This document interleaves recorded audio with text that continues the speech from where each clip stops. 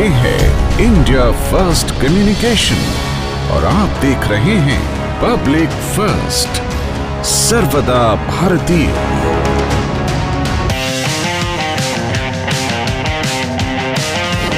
पहले ये सूर्य ग्रहण किस तारीख को लग रहा है, कितनी अवधि को लग रहा है? 20 अप्रैल को सूर्य ग्रहण रहेगा ये, और गुरुवार के दिन सूर्य ग्रहण का जो प्रभाव है ये 7:05 से, चूँकि ये भारतीय समय अनुसार शुरू होगा तो 7:05 प्रातः से और 12:29 दोपहर तक रहेगा। अर्थात सूर्य ग्रहण पूरे 5 घंटा 24 मिनट का होगा। और इतनी लंबी अवधि का सूर्य ग्रहण ये खग्रास श्रेणी में आता है, अर्थात जब सूर्य का एक भी हिस्सा पृथ्वी से दिखाई नहीं दे तो उसे खग्रास सूर्य ग्रहण कहते हैं, और ये विदेशों में शोध का विषय बनेगा। पंडित जी, आपसे ये भी जानना चाहेंगे कि इस जो ज्योतिष गणना के आधार पर क्या युति बनेगी तो जब ये सूर्य ग्रहण लगेगा? सूर्य ग्रहण के समय पर अगर देखा जाए तो सिंह राशि के स्वामी सूर्य हैं, और ये राशि परिवर्तन करके, और जैसे ही राशि परिवर्तन करेंगे और मेष राशि में पहुंचेंगे तो मेष राशि में जो स्थितियां बनेंगी वो त्रिग्रही योग की बनेंगी। अर्थात एक तो ग्रहण योग बनेगा जो राहु और सूर्य की स्थिति एक साथ होने के कारण बनेगा। त्रिग्रही योग में राहु, गुरु और सूर्य ये तीनों त्रिग्रही योग बनाएंगे। ऐसे में राहु और गुरु से होने वाली युति गुरु चंडाली योग का निर्माण करेगी। वहीं सूर्य और राहु से होने वाली युति ग्रहण दोष का निर्माण करती है। ये दोष आकाश मंडल में काफ़ी लंबे समय के लिए विद्यमान हो जाएंगे। तो काफ़ी आकाश मंडल में ये बड़ी खगोलीय घटना है। पंडित जी, ज्योतिषीय आधार पर, एस्ट्रोलॉजी के आधार पर ये घटना कितनी महत्वपूर्ण है, इसका क्या कुछ असर पड़ने वाला है? सबसे पहले हम जानना चाहेंगे विश्व में जहाँ जहाँ ये सूर्य ग्रहण दिखाई देगा वहाँ पर क्या कुछ असर होगा? ग्रहण एक दृश्य पर्व है, और जहाँ भी ग्रहण दिखाई देता है वहाँ का क्षेत्र तो दूषित होता ही है, अन्य क्षेत्र भी दूषित हो जाते हैं। ऐसे में ये ग्रहण अटलांटिक महासागर, प्रशांत महासागर के दक्षिणी क्षेत्र, ऑस्ट्रेलिया, फिलीपींस इत्यादि जो देश हैं ये इस ग्रहण की चपेट में आ रहे हैं। यहाँ से ग्रहण खग्रास स्थिति में देखेगा। अर्थात चूंकि ये ग्रहण का जो संपूर्ण क्षेत्रफल, अधिकतर क्षेत्रफल इस सूर्य ग्रहण का ये महासागरों को कनेक्ट कर रहा है, महासागरों से दृश्य हो रहा है। प्रशांत महासागर का क्षेत्र अधिकतर इसमें आ रहा है, हिंद महासागर का क्षेत्र इसमें अधिकतर आ रहा है। तो चूंकि सागर का क्षेत्र अधिकतर दृश्य हो रहा है, ऐसे में जो विकार पैदा होंगे या जो स्थितियां अनुकूल नहीं होंगी, क्योंकि ये ग्रहण अपने नाम के अनुसार कार्यों में और ग्रहण लगाने वाले होते हैं। तो ऐसे में चूंकि ये ग्रहण मेष राशि पर पड़ रहा है, जब मेष राशि में सूर्य 6 अंश पर होंगे तो 6 अंश के सूर्य पर ये ग्रहण मेष राशि में पड़ेगा। ऐसे में मेष राशि से संबंधित जितने भी विदेशी हैं या देश हैं, या मेष राशि से संबंधित जो शहर हैं, या मेष राशि से संबंधित जो व्यक्ति हैं, और मेष राशि चूंकि राजनीतिक राशि है, पृथ्वी की राशि है, और गोला बारूद, पुलिस, मेडिकल इत्यादि की राशि है, तो जहां जिस राशि में ग्रहण पड़ता है वो राशि तो प्रभावित होती ही है, उसके सामने वाली जो दृश्य राशि है वह भी प्रभावित होती है। अर्थात मेष और वृश्चिक राशि पर विशेष तौर पर इस ग्रहण के प्रभाव देखे जा सकते हैं। पंडित जी, आपने राशियों का यहाँ पे जिक्र किया, लेकिन सबसे पहले हम अंतर्राष्ट्रीय स्तर पर समझना चाहेंगे, क्योंकि इस समय रूस और यूक्रेन के बीच में युद्ध लगातार तीव्र होता जा रहा है, और अभी हाल ही में इजराइल और लेबनान के बीच में भी जो है एक दूसरे के ऊपर काफ़ी हमले किए जा रहे हैं। ये जो विश्व में हो रहा है इस समय, जो तमाम जो घटनाक्रम हो रहा है, चीन भी ताइवान को लेकर लगातार आक्रामक नीति अपना रहा है। भारत के भी कई क्षेत्रों में चीन ने नामकरण बदलने की कोशिश करी।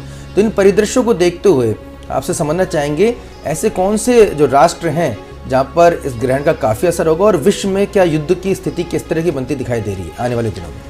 जी, बहुत अच्छा प्रश्न है। देखिए, जब भी ग्रहण पड़ते हैं और खग्रास ग्रहण पड़ते हैं तो सबसे पहले तो ये प्राकृतिक वातावरण को दूषित कर देते हैं। प्रकृति में घटना दुर्घटनाएं प्राकृतिक दुर्घटनाएं होती ही हैं, लेकिन मानवीय दुर्घटना से भी इनकार नहीं किया जा सकता है। सूर्य ग्रहण का प्रभाव अमेरिका जैसे देशों में, चूंकि अमेरिका की मेष राशि है और मेष राशि से संबंधित जितने भी देश हैं और अभी जो यूरोप और यूक्रेन में युद्ध चल रहा है, इसको ये बढ़ाने वाला होगा और विकराल स्थिति को निर्मित कर सकता है। तो अन्य देशों के बीच में चूंकि ये ग्रहण त्रिकोणात्मक युति में हो रहा है, अर्थात राहु, सूर्य और गुरु की त्रिगुणात्मक जो स्थितियां बन रही हैं, जो त्रिग्रही योग बन रहा है, उसमें हो रहा है। अतः ये तीनों शक्तियां, जैसे कि यूरोपीय शक्ति, चीन की शक्ति और अमेरिकन शक्तियां, नाटो देशों सहित, ये एक बाड़ंबर में फंस सकती हैं। इससे इनका नुकसान हो सकता है। कई प्रकार से प्राकृतिक प्रकोप भी युद्ध को थोड़ा सा और भयावह कर सकते हैं। और देखा जाए तो युद्ध में किसी भी प्रकार की कोई ग्रहण से कोई रोक नहीं लगेगा, बल्कि इस ग्रहण के प्रभाव से युद्ध में और तेजी आ जाएगी। हो सकता है ऐसे ऐसे हथियारों का इस्तेमाल इस ग्रहण के प्रभाव से हो जाए कि जो पहली बार हो रहे हैं, और ऐसे जो ग्रहण के प्रभाव होते हैं, चूंकि ये खग्रास ग्रहण है और विदेशों में तो चूंकि कई ऐसी जगह पर, फिलिस्तीन, ऑस्ट्रेलिया इत्यादि जो देश हैं, वहां पर कुछ समय के लिए अंधेरा छा जाएगा, क्योंकि ये पूरे संपूर्ण सूर्य के 1.030 मतलब 1.30 अंश के, अर्थात पूरे सूर्य के इतने भूभाग पर 1% पर ये पूरा ग्रहण आ रहा है। ऐसे में ये खग्रास ग्रहण जब पृथ्वी से आएगा तो पृथ्वी वासियों को, पृथ्वी में जहां ग्रहण की छाया दिख रही है, वहां पर ये हलचल मचा सकता है। वहाँ पर हलचल मचा सकता है। पंडित जी, ये यानी कि आप कह रहे हैं कि युद्ध और गहरा हो सकता है, और आप बता रहे हैं कि जिस तरह से काफ़ी घातक हथियारों का भी अब इस्तेमाल हो सकता है। जी, मानवीय उपद्रव तो निश्चित है। और हलचल की अगर बात करें तो ये चूंकि ग्रहण का जो प्रभाव है, नाम के अनुसार ग्रहण तो सभी कार्यों में ग्रहण लगाने वाला है, हमारे सुख शांति में ग्रहण लगाने वाला है। तो ऐसे में ये तीन, चूंकि ये गुरु के साथ में ये ग्रहण हो रहा है, सूर्य जिस समय पर ग्रहणरत होगा उस समय पर गुरु उनके साथ में होगा, साथ ही राहु भी उनके साथ में होगा। तो राहु, सूर्य और गुरु, तो गुरु के प्रभाव से जो धार्मिक उन्माद बढ़ेगा, धार्मिक स्थलों पर संकट की स्थितियां बन रही हैं, धार्मिक यात्री जहां पर खड़े हैं उनको असुरक्षा की स्थिति बनेगी। अर्थात चूंकि ऐसे समय पर यह ग्रहण हो रहा है जब गुरु अस्त चल रहे हैं, और गुरु अस्त में ही अपनी राशि परिवर्तन करके ग्रहण वाली राशि मेष में पहुंच रहे हैं, जहां पर सूर्य पहले से ही राहु के साथ में ग्रहण दोष बना रहे हैं। तो ऐसे में ये मतलब जो खग्रास ग्रहण है, ये पृथ्वी में हलचल, सभी प्रकार की हलचल ला सकता है। राजनीतिक हलचल और पृथ्वी में हलचल और प्राकृतिक हलचल, ये सभी प्रकार के हलचल जो है तो देने में ये सक्षम है। ये ग्रहण बहुत ही प्रभावी है और खग्रास ग्रहण है, और इसके जो है तो परिणाम दूरगामी होते हैं। जो हमारा सूर्य ग्रहण होता है उसके परिणाम आगामी 3 महीने तक परिलक्षित होते हैं। चंद्र ग्रहण के जो परिणाम होते हैं वो 1 महीने तक होते हैं। पंडित जी, आपने चूंकि ग्रहण की अलग अलग वैरायटी आपने बताई है, उनके अलग अलग दृष्टिकोण बताएं, आपसे समझना चाहेंगे कि पूर्ण सूर्य ग्रहण और खग्रास सूर्य ग्रहण में क्या अंतर है। जी, पूर्ण सूर्य ग्रहण में जो स्थितियां बनती हैं उसमें सूर्य तो ढक जाता है पूरी तरह से, लेकिन उसके जो बॉर्डर में है वो बॉर्डर में कंकणाकृति स्थिति दिखती है, अर्थात कंगन के सरीखे सूर्य दिखने लगता है, उसको पूर्ण सूर्य ग्रहण कहते हैं। खग्रास सूर्य ग्रहण में किसी भी प्रकार का कोई छाया भी नहीं दिखती है, अर्थात कहीं पर सुदूर स्थानों पे जहां पर इस ग्रहण की छाया जहां से देखी जाती है, वहां पर उन क्षेत्रों में 5 मिनट के लिए अंधेरा छा जाता है, अर्थात दिन में भी रात हो जाती है। तो ऐसे में उसको खग्रास सूर्य ग्रहण बोलते हैं, जब पूरा सूर्य ग्रसित हो जाता है। इसी प्रकार से इसकी कई अवस्थाएं होंगी। जब ग्रहण की शुरुआत होगी उस समय पर कंकणाकृति सूर्य ग्रहण होगा, अर्थात थोड़ा सा जो है तो कंकणाकृति में आएगा। फिर ये अर्ध चंद्र ग्रहण कहलाएगा, आधा सूर्य ग्रहण कहलाएगा। तो आधा सूर्य जब ढकेगा, आधे सूर्य पर ग्रहण पड़ेगा, तो वो एक अलग अवस्था होगी। इसके बाद जब आधे से ज्यादा परसेंटेज में सूर्य जब दिखेगा तो उस ग्रहण को कंगनाकृति, कंकणाकृति, ऐसे अंगूठी के आकार का ग्रहण बोलेंगे। और इसके बाद जब ग्रहण पूरा खग्रास हो जाएगा तो इसको खग्रास ग्रहण बोलेंगे।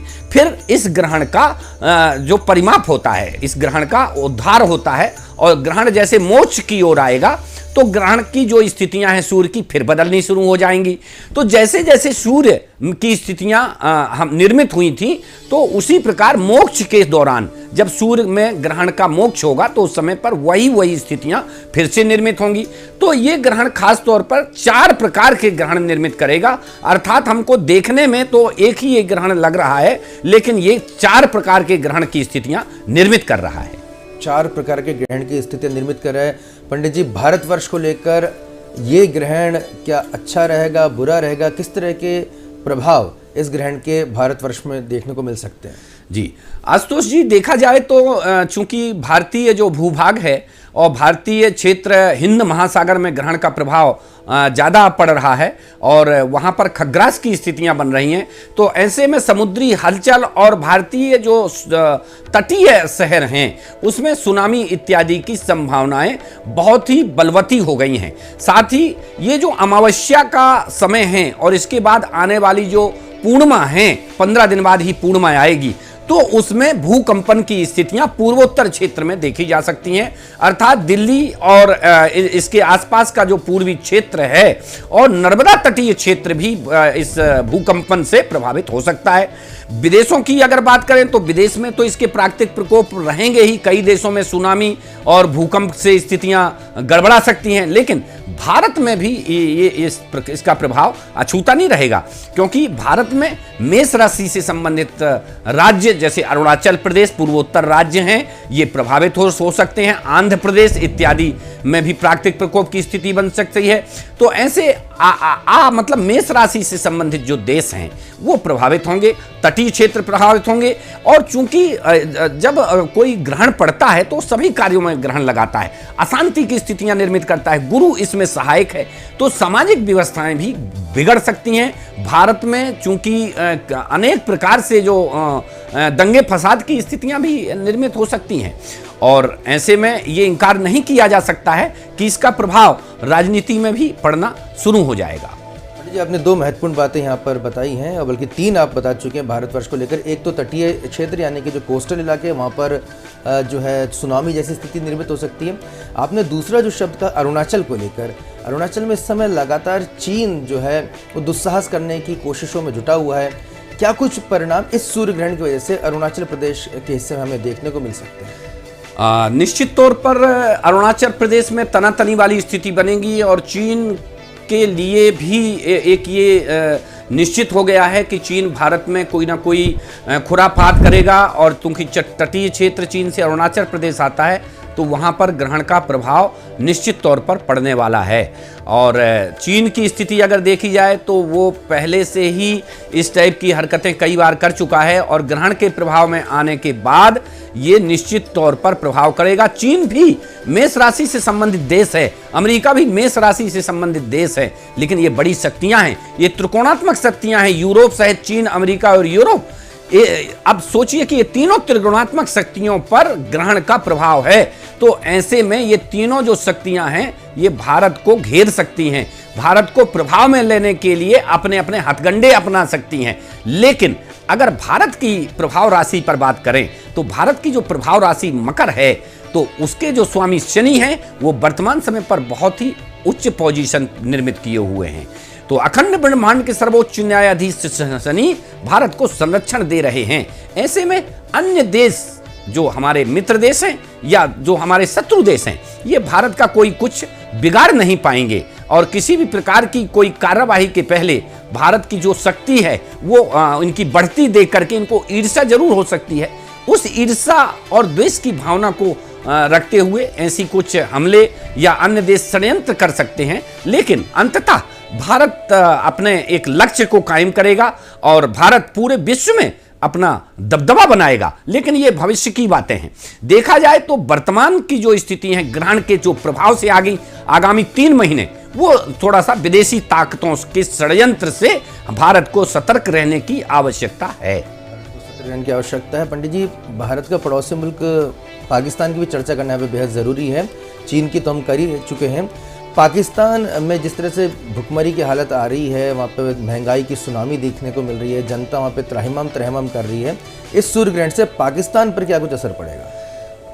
देखा जाए तो अगर अनुसंधान में इस ग्रहण को लिया जाए तो ये अनुसंधान के विषय में मेष राशि का जो ग्रहण है सूर्य पर, ये पाकिस्तान की राशि से राशि छठवीं आ रही है और ये पाकिस्तान की राशि ग्रहण की राशि से छठवीं होने के कारण वहां पर रोग, भय, भुखमरी और इत्यादि जो अराजकता का वातावरण निर्मित हो सकता है। आने वाले 3 महीने पाकिस्तान के लिए शुभ संकेत नहीं दे रहे हैं। पाकिस्तान के शुभ संकेत नहीं, लेकिन अब आम लोगों की हम चर्चा कर लें। इस सूर्य ग्रहण से आम लोगों पर क्या असर पड़ेगा, उन्हें क्या कुछ सावधानी बरतनी चाहिए और सूर्य ग्रहण के दुष्परिणामों से बचने के लिए क्या कुछ उपाय करने चाहिए? जी आशुतोष जी, आम लोगों के लिए तो देखा जाए तो जहाँ पर ये ग्रहण पड़ता है और जो जहाँ पर दृश्य होता है, जिस राशि में पड़ता है वहाँ पर इसके प्रभाव होते हैं। उस राशि वाले, उस शहर वाले जातक निश्चित तौर पर इस ग्रहण से प्रभावित होते हैं। आम आदमी, चूंकि ये ग्रहण गुरु को लेकर के हो रहा है, राहु को लेकर के हो रहा है, तो गुरु से संबंधित जो धार्मिक स्थान है, अगर जो धार्मिक लोग हैं जो तीर्थ इत्यादि करते हैं या तीर्थ स्थान इत्यादि में सतर्कता की आवश्यकता है। आम आदमियों को अगर तीर्थ स्थल में ये भ्रमण करने जाते हैं तो वहाँ पर भी वो सावधानी रखें। खास तौर पर इस ग्रहण के प्रभाव से तीर्थ स्थानों पर और जो धार्मिक स्थल हैं उन पर एक बहुत बड़ा खतरा बन गया है और चूंकि राहु के साथ में गुरु चंडाली दोष का प्रभाव भी बन गया है, तो ऐसे में 2 ताकतें आपस में भिड़ सकती हैं, 2 दल आपस में आमने सामने जो है तो संघर्ष कर सकते हैं, आमने सामने इनकी टकराहट हो सकती है। क्योंकि राजनीति की जो राशि है, मंगल की राशि मेष, वो अछूती नहीं है और इस ग्रहण के प्रभाव से राजनीति, मतलब पूरे विश्व की राजनीति एक अलग प्रकार से पलटा खा रही है। तो ऐसे में राजनीतिक माहौल तो निश्चित तौर पर बिगड़ेगा। जब राजनीतिक माहौल बिगड़ता है तो देश की जो सामाजिक और आर्थिक समरसता भंग हो जाती है। राजनीतिक परिदृश्य में भी काफ़ी उथल पुथल देखने को मिल सकती है। पंडित जी, थोड़ा और इसको विस्तृत तौर पर जानना चाहेंगे, क्योंकि आपने कहा 2 दल आमने सामने होंगे और धार्मिक स्थलों को लेकर भी आपने सतर्कता बरतने की कोशिश जो यहाँ पर बयान दिया है, तो हम ये समझ पाए कि कहीं ना कहीं धार्मिक मुद्दों को लेकर 2 दलों में टकराव भी हो सकता है। बिल्कुल सही कह सकते हैं कि जब भी मतलब ग्रहण के प्रभाव होते हैं या इस टाइप के चंडाली दोष बनते हैं तो ये टकराव बन जाते हैं। और चूंकि ये ग्रहण इस प्रकार का जो ग्रहण है, मेष राशि में जो ग्रहण बना है और त्रिग्रही योग के साथ में बना है, ये सैकड़ों साल बाद बना है। कोई ये मतलब आज तत्कालिक घटने वाली घटनाएं नहीं है, ये सैकड़ों वर्ष अर्थात 100 वर्ष बाद इस टाइप के ग्रहण की स्थितियां बनी हैं। तो जो प्रभाव हैं वो सदियों वाले प्रभाव बन रहे हैं, अर्थात ये ऐसे प्रभाव दे सकता है जो सदियों तक याद किए जाएं। तो ऐसे में निश्चित तौर पर भारतीय राजनीति अछूती नहीं है। अगर इसको खुल के बात करें तो भारत में भी इसका प्रभाव पड़ेगा, भारतीय राज्यों में भी इसका प्रभाव पड़ेगा और निश्चित तौर पर चूंकि जिस समय पर ग्रहण पड़ रहा है उसी दौरान अस्त गुरु राशि परिवर्तन कर रहा है। ऐसे में भारतीय भूभाग पर एक बार फिर से मौसम विपरीत असर करेगा। तो ऐसे में एक बहुत तेज आंधी के साथ में और मौसम का बदलाव होगा जो कि जनमानस को देखने को मिलेगा। तो ये प्रत्यक्ष चूंकि उदाहरण है कि 18, 19, 20 तारीख के आसपास जो स्थितियां बनेगी मौसम की, वो भारतीय भूभाग पर प्रभावित करेंगी। तो इससे जो मंगल है, मेष राशि के स्वामी मंगल हैं, तो किसान पुत्र कहते हैं मंगल के लिए। तो ऐसे में जो खेती किसानी का भूमि पुत्र मंगल है, वो उसकी राशि प्रभावित होने से किसान भी प्रभावित होंगे और चूंकि ये राशि राजनीति की है तो राजनीतिज्ञ भी प्रभावित होंगे। और अगर देखा जाए तो इस ग्रहण के प्रभाव से कई राजनीतिज्ञों को ग्रहण लग जाएगा और उनकी राजनीति खतरे में आ जाएगी। कई राजनीतिज्ञ न्यायालय का दरवाजा खटखटाते दिखेंगे। इस ग्रहण के प्रभाव से कई राजनीतिज्ञों की राजनीति अधूरी हो जाएगी, कई राजनीतिज्ञों के अरमानों पर पानी फिर जाएगा और बड़े बड़े षड्यंत्र राजनीतिज्ञों के ऊपर उजागर होंगे। और कई ऐसे राजनीतिज्ञ हैं जो कोर्ट के कटघरे में खड़े तो आएंगे ही, इनके ऊपर कानून का शिकंजा भी कस जाएगा। ये ग्रहण मामूली नहीं है, ये खग्रास ग्रहण है। ये कई राजनीतिज्ञों को अपने चुंगल में फंसा रहा है। जैसे प्राकृतिक प्रकोप भी देश को अपने चुंगल में फंसा लेता है। प्राकृतिक प्रकोप से कई प्रकार की हानि हो जाती है, भूकंप इत्यादि आते हैं, भूस्खलन हो जाता है, सुनामी आती है, तेज हवाएं चलती हैं, इससे लोगों को हानि होती है। इसी प्रकार से राजनीतिक भूकंप होता है। तो राजनीतिक भूकंप जब आता है, जब कई प्रकार के जो राजनीतिक हैं और उन राजनीतिज्ञों को कई प्रकार से दंड स्थिति बन जाए, कई प्रकार से उनके ऊपर केस मुकदमे रजिस्टर्ड हो जाएं, कई राजनीतिक बंदी बना लिए जाएं, तो ऐसे में जो अराजकता की स्थिति बनी है वो भारत सहित दूसरे देशों में भी ऐसी बन सकती है। खासतौर पर जो पाकिस्तान इत्यादि हमारे तटीय देश हैं, जो हमारे क्षेत्रीय देश लगे हुए देश हैं हमारे, उन देशों में भी ऐसी स्थिति बन सकती है कि वहां पर अराजकता की स्थिति बन जाए और दो दल आमने सामने आ जाएं, अर्थात किसी भी देश की जो प्रमुख पार्टियां हैं और अगर वो दो पार्टियां हैं वो आमने सामने जो है तो भिड़ंत कर दें, तो ऐसी स्थिति ये अराजकता वाली होती है और देश को कमजोर करने वाली होती है।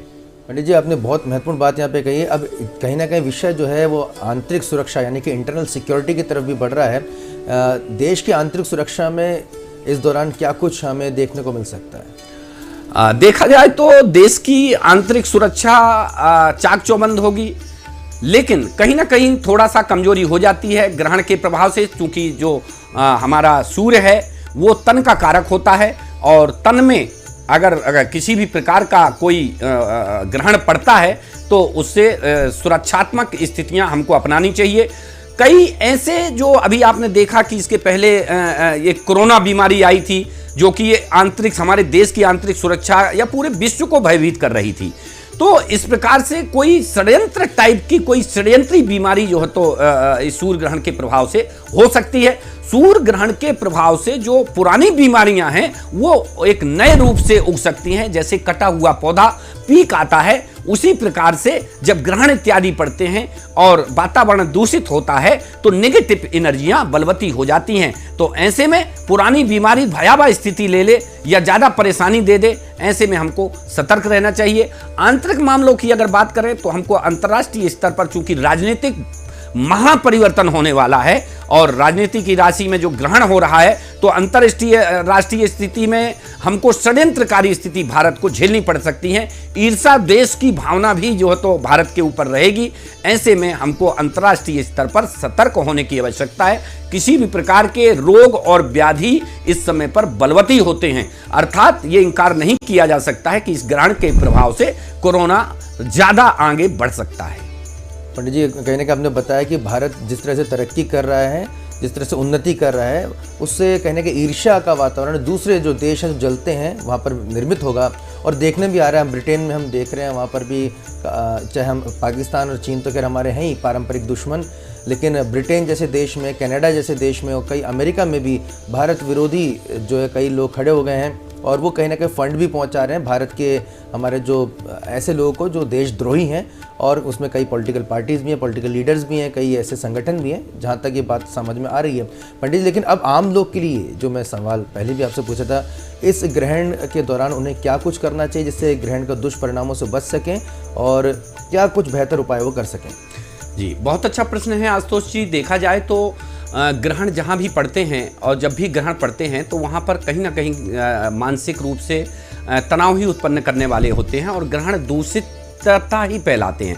कहीं ना कहीं वातावरण में नेगेटिव एनर्जी व्याप्त हो जाती है, नकारात्मक ऊर्जाएं व्याप्त हो जाती हैं। जो सूर्य की सही ऊर्जाएं हैं वो पृथ्वी पर नहीं पड़ती हैं। ऐसे में हमारा तन और मन दोनों ही जो है तो उद्रेकित हो जाता है।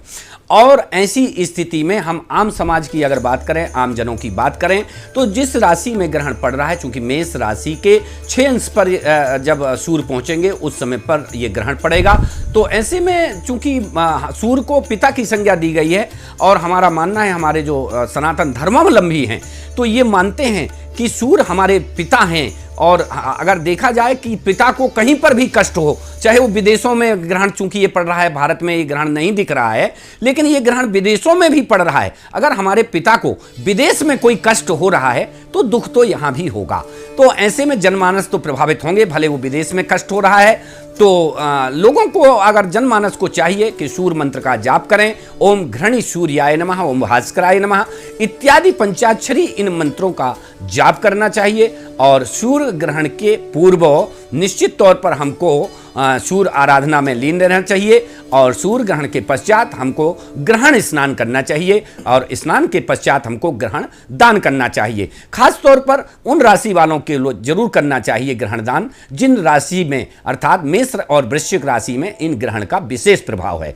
वैसे संपूर्ण राशि वालों को इन ग्रहण के निवारण के लिए ग्रहण स्नान और ग्रहण दान जरूर करना चाहिए। भले वो विदेशों में ग्रहण दिखाई दे रहा है, लेकिन चूंकि सूर्य हमारे सनातन धर्मावलंबी उनको पिता का दर्जा देते हैं, तो सूर्य हमारे पिता हैं, सनातन पिता हैं। तो ऐसे में पिता को अगर कोई कष्ट पड़ता है तो पुत्र कहीं पर भी हो उसको निश्चित तौर पर संताप होगा। तो उस दुख के निवारण के लिए सूर्य को उच्च बल प्रदान करने के लिए हम सभी को सूर्य मंत्र का जाप करना चाहिए, और जो भी धार्मिक मान्यताएं हैं उनका पालन जरूर करना चाहिए। कोई ऐसे कार्य भी हैं जो इस दौरान निषेध हैं, कुछ ऐसी सतर्कता बरतनी चाहिए? जहाँ पर सूर्य ग्रहण की छाया दृश्य होती है वहाँ पर हमको मूर्ति स्पर्श नहीं करना चाहिए और मूर्ति पूजन नहीं करना चाहिए। खास तौर पर गर्भवती महिलाओं को सूर्य ग्रहण नहीं देखना चाहिए, और ऐसी स्थिति में कई बार जब हम सूर्य ग्रहण की जो दूषित छायाएं हैं वो गर्भस्थ शिशु पर पड़ती हैं तो अपंग हो जाता है, मानसिक रूप से व्यक्ति किसी भी प्रकार से लकवाग्रस्त हो जाता है, आंखों में परेशानी होती है, मस्तिष्क खराब हो जाता है। तो ये सावधानी बरतनी चाहिए। हमको नंगी आंखों से सूर्य ग्रहण नहीं देखना चाहिए, ना ही बाहर निकलना चाहिए। धार्मिक मान्यताओं के अनुसार सूर्य ग्रहण के समय मूर्ति स्पर्श और मूर्ति के आप दर्शन कर सकते हैं। इस समय पर हमको भजन कीर्तन इत्यादि करना चाहिए, और भजन कीर्तन के पश्चात हमको जो देखा जाए तो सूर्य ग्रहण के लिए शुद्धता के लिए मंदिरों को पवित्र करना चाहिए। गंगा जल इत्यादि से हमको उनकी जो नेगेटिव सूर्य के समय पर ग्रहण के समय पर जो नेगेटिव एनर्जी आई है उसको हम दूर करने के लिए गंगा जल का प्रयोग कर सकते हैं, और ऐसी स्थिति में हम ग्रहण का स्नान और दान करके ही उस ग्रहण से निवृत्त हो सकते हैं। ग्रहण से निवृत्त हो सकते हैं। पंडित जी, आपने सूर्य ग्रहण को लेकर जो कि 2023 का पहला सूर्य ग्रहण है उसके बारे में बहुत ही विस्तृत हमें जानकारी बताई। भारतवर्ष को लेकर, विश्व परिदृश्य को लेकर भी आपने तमाम महत्वपूर्ण जानकारी हमें दी, और आम लोगों को किस तरह से सतर्कता बरतनी चाहिए उसके बारे में अपने में बहुत ही विस्तारपूर्वक बताया। आप हमारे स्टूडियो में आए और इस तमाम जानकारी हमसे साझा की, आपका बहुत बहुत धन्यवाद। तो पंडित विनोद गौतम जी के माध्यम से हमने 2023 के पहले सूर्य ग्रहण को लेकर तमाम जो महत्वपूर्ण जानकारियां थी वो आप तक पहुंचाने की कोशिश की। आपको हमारा प्रयास कैसा लगा आप हमें ज़रूर बताइएगा, और आप और कुछ क्या जानना चाहते हैं वो हमारे कमेंट बॉक्स पर जाकर हमें ज़रूर बताइएगा। जो भी लोग हमें फेसबुक और यूट्यूब पर देख रहे हैं वो कमेंट ज़रूर कीजिएगा, और जो भी हमारे दर्शक टीवी के माध्यम से देख रहे हैं अगर वो प्रोग्राम पसंद आए तो उसको ज़्यादा से ज़्यादा शेयर भी कीजिएगा। फिलहाल अपने मित्र आशुतोष को दीजिए इजाज़त। देखते रहिए पब्लिक फर्स्ट, सर्वदा भारतीय।